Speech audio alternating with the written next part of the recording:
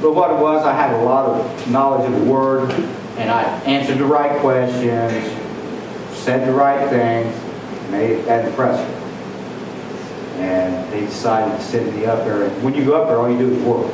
You go to church, work. When you're in ministry school, you're studying the same ministry work as the pastor did in English school. But I got up there and worked for about a month. Started talking to my wife on the phone, making stuff. Because it just, she was divorcing me at the time. I didn't even know about that until I got in there. So I thought, well, I gotta go. I gotta go back home. I'm trying to stop this divorce. And the biggest mistake I ever made in my life, man, because they had, if I would have stayed here, I mean, I would have been in a great ministry. I had a great job. They offered me great money at this one job, a construction job. One of the elders owned the business. They wanted to make me overseer of the one of the place in Columbus. So I turned it all down, and I had to go home with my wife. And she divorces me. I'm married for a year and a half with her. She divorces me anyway, you know. But it didn't pan out. I made some stupid choices, man.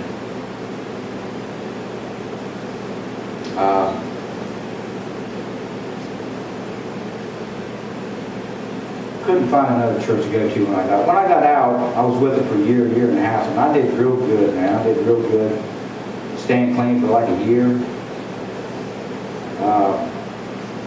One day, I took a Xanax. I think it was one Xanax.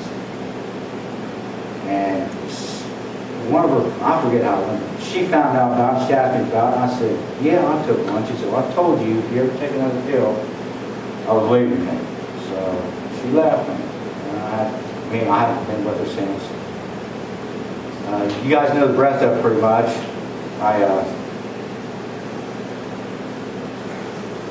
I get in some trouble. I forgot about that. I get in some more trouble.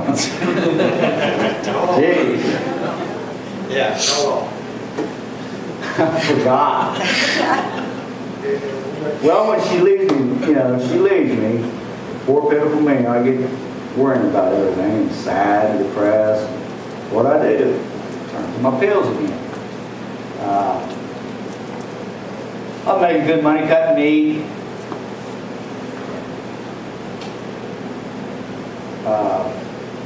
Going to work. Everybody knows what's going on in my life. Tell me to get over it. Some of them knew I was taking some pills. They got back to the boss. And the boss came up and told me, they didn't need me no more. So you did a real good job of working for me, and I appreciate all you've done. And they taught me how to cut meat there, and they was impressed. I learned it so quick. So, you did a real good job. Blah, blah, blah.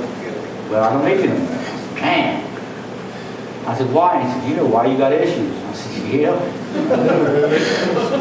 Got the issues.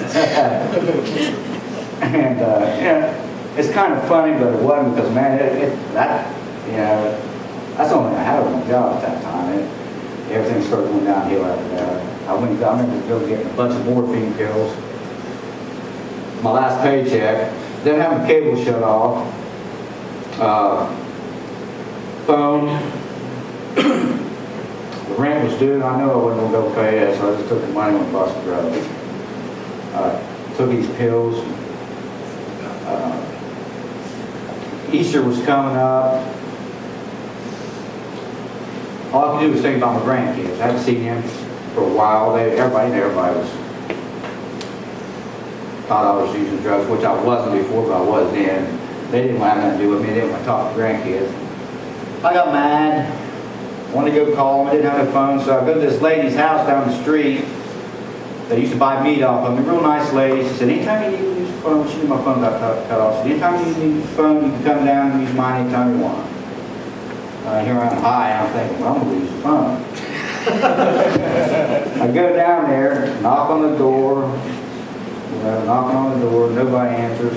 I kept hearing noises. I thought it was people. I keep banging on the door trying to get somebody's attention. keep hearing somebody's voice. Bang, bang on the door, and the door flies open. Stick my head in the door, holler, didn't hear nobody. So I step in, look around, didn't see nobody, and I look up there in the top fridge with a police scanner. People were, I heard that's what I heard, so I thought somebody was in there. I went in the door probably 3 minutes, and here comes the owners. The lady, her daughter, I don't know who else, behind me, carrying on, screaming, cussing. Daughter wanted to beat me up. They get on the phone and call the sheriff. The woman comes over and she gives me a big hug. She says, honey, I know you didn't come in. You didn't break in my house and steal nothing. I said, I didn't break in your house. So I was beating on your door. I said, I do got a buzz, but the door flew open and I come in and nobody's here. You guys come in right behind me. I didn't have, I would have went and told somebody what happened, but I know you didn't do nothing. And her daughter was a drug addict too. She was pretty high that night. She was cussing me and carrying on. She called the sheriff. Anyway, I take off. I said, you want me to stay, you want me to leave? One of them wants me to stay, one of them wants me to leave. So I didn't know what to do, so I just walked away. Sheriff gets down the road, sees me walk, and says, who are you? And I said, I gave you some fake name. Kept on walking. I was really stupid there because I didn't even do nothing wrong. I don't know why I was doing that. Went home, and then he came knocking on my door, and they knew it was me. Somebody told them it was me. They come in and get me, take me to jail. Anyway, they pressed a burglary charge on me.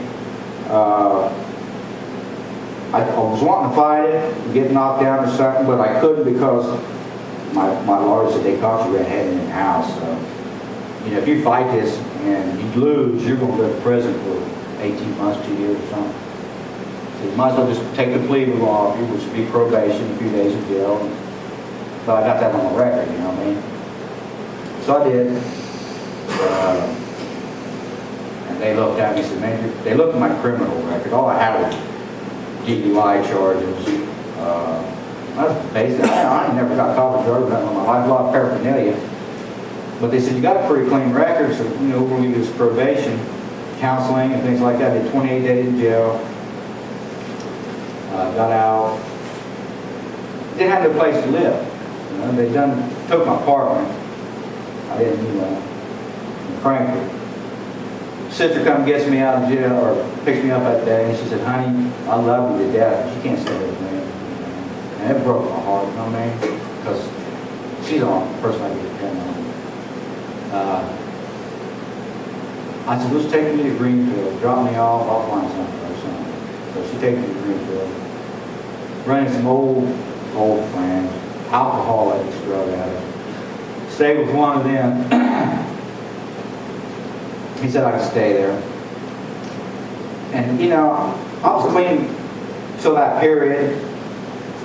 Taking pills and getting that trouble. Did 28 days jail, was clean. I got out and I decided I want to stay clean again. The guy I was living with drank all the time, so I didn't have no place to go, stay there, and I thought, man, I got to get out of this mess too. So I started praying. I said, Lord, I'm doing my best to do what's right again. So get me out of this place. Show me where I can go live. So I found another place to live with another guy. Lived with him for a while. He was in a wheelchair and helped take care of him. He had some family members that come up that use drugs. So I just started praying about that. So I got to get out of this situation too. And I didn't know where to go. Thought about the homeless shelter. Very embarrassed, very ashamed to go there. But I told God, I said, if this is what it's got to be, I just want to do. And I ended up coming there, man. Best thing that ever happened. Yes. Praise God. Woo! God works in mysterious ways. I'm just so thankful to this church, man, and everybody. I love you all. Everybody's been a great help in my life in this church.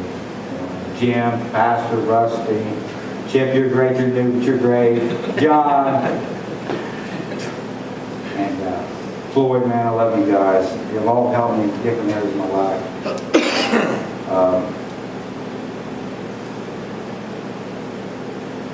I'm so thankful, man, my kids turned out the way they did.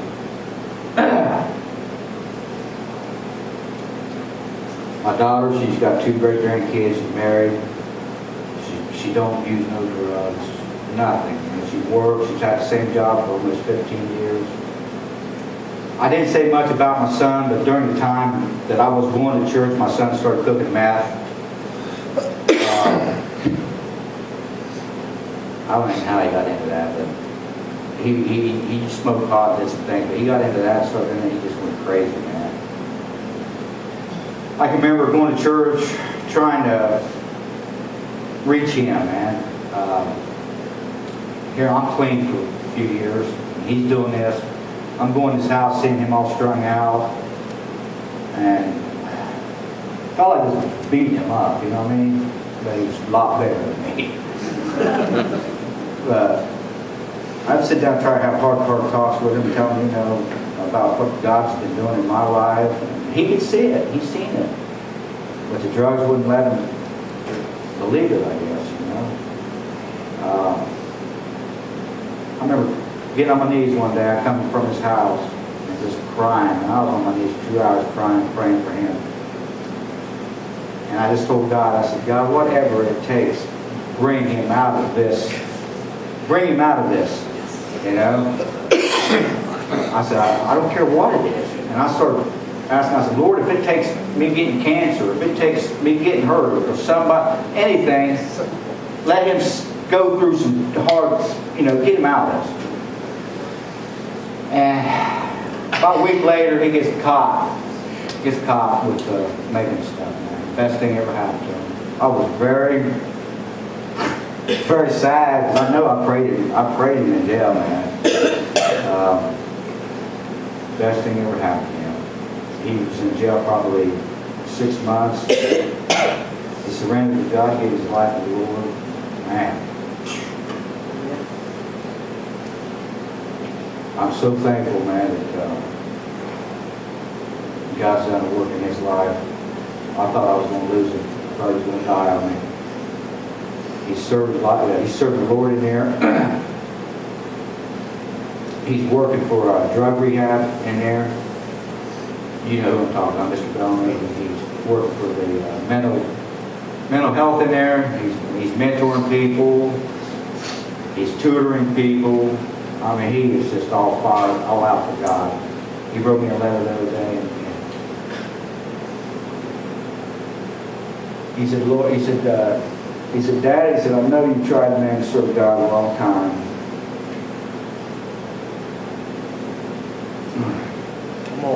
Come on, baby. He said, but I'm believing you now. You know? He said, it took this time, didn't it? I said, yeah. But he tells me he's proud of me and things, you know. I know it's not me, man, it's the Lord. Yes. I just want to praise him tonight for what he's done in my life and what he's brought me through. I'm just so thankful. He's brought me through that stuff when I was a kid. He's brought me through the drug addiction, through divorce. All things are possible with God, man. That's right. And I know that I'm an overcomer tonight. I just want to give God praise. All right.